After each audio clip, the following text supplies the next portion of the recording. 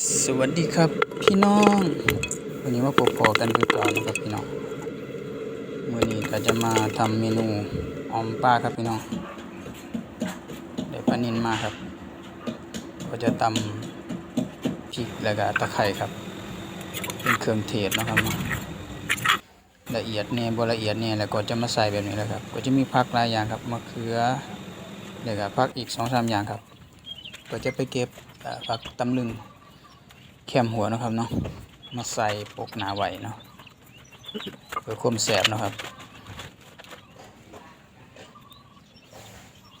ผักตำลึงริมหัวนี่ก็จะเกิดลายอยู่ครับพี่น้อง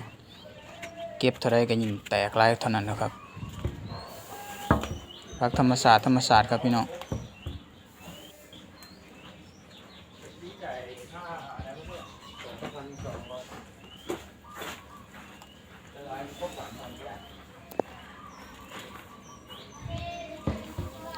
แล้วมาแล้วก็จะมาทำการล้างให้สะอาดแล้วก็จุ่มใส่ครับ